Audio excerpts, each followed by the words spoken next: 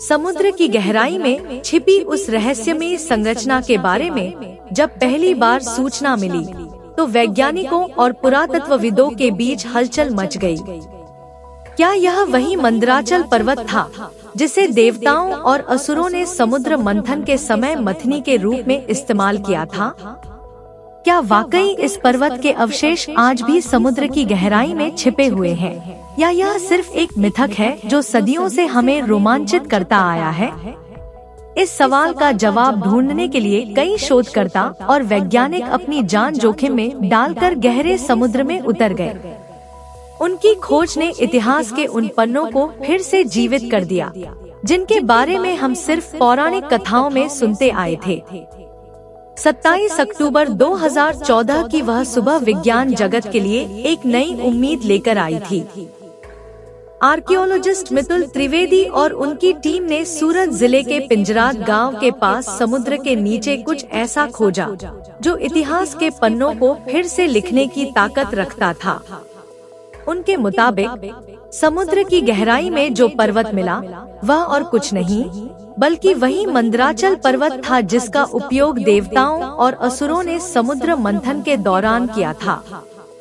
हालांकि यह दावा जितना रोमांचक था उतना ही विवादास्पद भी। बिहार के भागलपुर में भी एक मंदराचल पर्वत मौजूद है जिसे लोग समुद्र मंथन से जोड़ते हैं। तो क्या यह संभव है कि यह वही पर्वत हो जो सदियों पहले मथनी के रूप में इस्तेमाल किया गया था और अब समुद्र में डूबा हुआ है? समुद्र मंथन की कथा भारतीय पौराणिक साहित्य का एक महत्वपूर्ण हिस्सा है। देवताओं और असुरों ने अमृत की प्राप्ति के लिए यह मंथन किया था और इसके लिए मंदराचल पर्वत को मथनी और वासुकी नाग को रस्सी के रूप में प्रयोग किया गया। इस मंथन से कालकूट विष, कामधेनु गाय, ऐरावत हाथी, पारिजात वृक्ष, लक्ष्मी देवी और अंत में अमृत जैसे अनगिनत रत्न प्राप्त हुए। लेकिन आज सवाल यह है कि उस मंदराचल पर्वत का क्या हुआ? क्या वह आज भी किसी समुद्र के गर्भ में छिपा है या फिर यह सिर्फ एक पौराणिक कथा है? पुराणों में मंदराचल पर्वत का वर्णन सुमेरु पर्वत के साथ आता है। सुमेरु पर्वत को 4 दिशाओं से विभिन्न पर्वत श्रृंखलाओं ने घेर रखा है, जिनमें पूर्व दिशा में मंदराचल पर्वत का वर्णन मिलता है। लेकिन जो पर्वत आज हमें बिहार और गुजरात में मिला है, क्या वह सचमुच उसी मंदराचल पर्वत का हिस्सा है? मितुल त्रिवेदी की टीम ने जो पर्वत खोजा, उसमें ग्रेनाइट की संरचना पाई गई, जो सामान्यतः समुद्र में नहीं मिलती। इसका मतलब यह था कि यह पर्वत प्राकृतिक नहीं, बल्कि किसी ऐतिहासिक घटना का हिस्सा हो सकता है। और अगर यह सच है, तो यह पर्वत समुद्र मंथन की कथा से जुड़े सबसे महत्वपूर्ण प्रमाणों में से एक हो सकता है। इस पर्वत के बीचों बीच एक नाग आकृति का पाया जाना इसे और भी रहस्यमय बना देता है, क्योंकि मंथन के दौरान वासुकी नाग को रस्सी के रूप में इस्तेमाल किया गया था। क्या यह आकृति उसी घटना का प्रमाण है? लेकिन कुछ शोधकर्ताओं का यह भी मानना है कि मंदराचल पर्वत बिहार के बांका जिले के बौंसी में स्थित है। हालांकि वहां भी अब तक कोई ठोस प्रमाण नहीं मिला है जो इस दावे को पूरी तरह से समर्थन दे सके। ओशनोलॉजी डिपार्टमेंट की खोज और उसका 50 मिनट का वीडियो एक नया रहस्य लेकर आया। इस वीडियो में दिखाया गया कि समुद्र की गहराई में 800 मीटर नीचे एक पर्वत मौजूद है, जिस पर घिसाव के निशान हैं। यह घिसाव किस वजह से हुआ? क्या यह वही निशान है जो मंथन के दौरान बने होंगे, या फिर यह सिर्फ एक प्राकृतिक घटना का परिणाम है? इन सवालों का जवाब ढूंढने के लिए कई और शोध की जरूरत है। मंदराचल पर्वत का उल्लेख सिर्फ समुद्र मंथन की कथा में ही नहीं, बल्कि प्राचीन पुराणों और ग्रंथों में भी मिलता है। सुमेरु पर्वत को 4 दिशाओं से घेरने वाले पर्वतों में मंदराचल पर्वत का भी वर्णन मिलता है।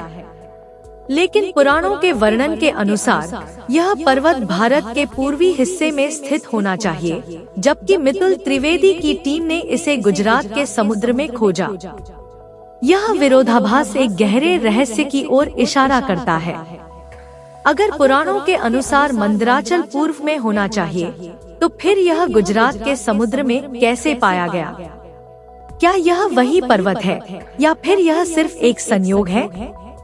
मित्तल त्रिवेदी के शोध के अनुसार बिहार और गुजरात में मिले पर्वत एक ही तरह के ग्रेनाइट पत्थर से बने हैं, जो यह सिद्ध करता है कि ये दोनों पर्वत एक ही हो सकते हैं।